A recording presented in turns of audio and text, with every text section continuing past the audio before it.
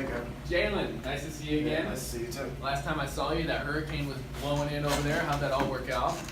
The territory was pretty bad, honestly. Okay. But my parents, even though they decided not to evacuate, they lucked out. Oh, good. Yeah, the house was everything else was fine. So, Perfect. Yeah, I was glad to hear that. Honestly. Yeah, I've been reading the reports. It got pretty nasty over there, to say the least. Yeah, it was. But yeah, we'll go ahead and get started. Sweet. So I wanted to talk to you about the buyer behavior process for your company. Yep. So we'll start with the need stage. Yes. Yeah. All right. So the need in our industry is a little unique because it's not really a need that needs like a solution. Like you think like, oh, I'm out of toilet paper. I have a need. I need some more. I gotta go get something. It's a little different here. It's more so that people are becoming interested in the sport, interested in the league, and now the need is okay. They're interested, but they need a team. Yeah. So it's a little different. It's not your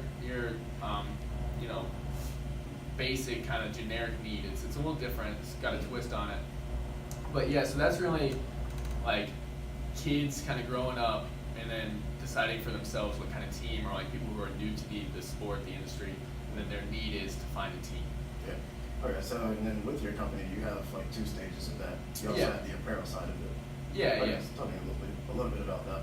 Yeah, so once we have someone come in to the industry, they go through the entire buyer process, and then at the end, they're going to select either us or one of the other 19 teams. Yeah. After that, say somebody selects us, now that ignites the second buyer process, which is merchandise. So nobody's going to buy Manchester United merchandise if they're not a Manchester United fan, barring gifts and things like that. Yeah. But if they're buying as a gift, the person they're buying it for went through this initial stage. Yeah. So yeah, there's kind of two different stages. In this one, the buyer process for the apparel and like merchandise doesn't come until after the initial buyer process has been satisfied. Okay, cool. And then the information stage. Yeah, so this is the stage where the people who are new, so like the kids kind of growing up, or people who are new to soccer, new to the English Premier League, this is when they're going to really kind of compile all the information of like, teams they can root for, like just any kind of option. Yeah. And this could be things like, what's the closest geographical team, the home team, or during World Cup time when when everybody's supporting soccer and it's a global craze.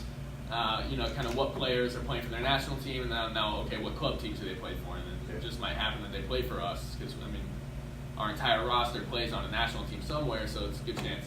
Yeah. So this is just kind of like where they're getting their feet in the water and they're kind of investigating what the English Premier League has to offer and what Manchester United has to offer. Yeah. And with the English Premier League, like fans are pretty loyal to their team once they're selected it.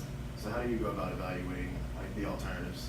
Yeah, so like I said, if somebody's choosing us geographically because we're the home team, we kind of catch a break because they're definitely way more loyal. They're going to stick with us through thick and thin. Yeah. But if somebody is totally unbiased, say if you were in the United States and they're coming to the English Premier League and they don't really care, they just want to pick a team and they have no personal connection with any of them, then they might look at things like, okay, there's 20 teams in this league. What team historically has won the most? Who's got the most championships, winning seasons?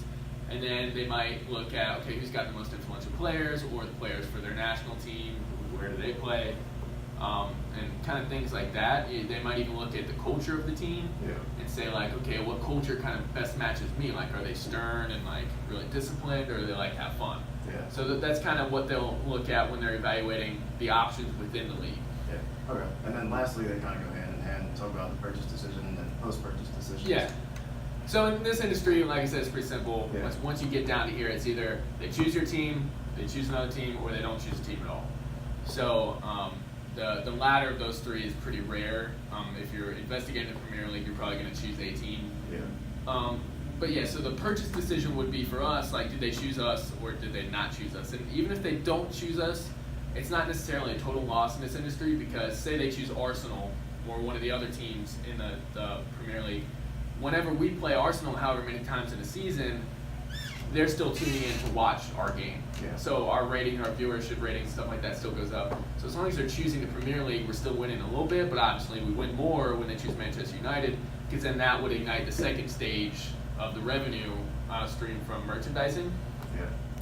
So yeah, that's kind of the purchase decision. Then the post-purchase decision in terms of like customer satisfaction, that all has to do with kind of, are we winning games? Are we staying true to our culture that we promised them? Yeah. Things like that. So it's pretty simple, and once they've chosen us, hopefully, then we begin that second buyer process stage, selling our jerseys and like our hats and our scarves and all that other All the good stuff. all that other good Yeah. stuff we got. So Okay. All right. Yeah. Honestly, that's about all the information that I needed from you today. Perfect. I'll write up my report on this and then have it back to you within a few days. Awesome. Would you like to set up another meeting after that?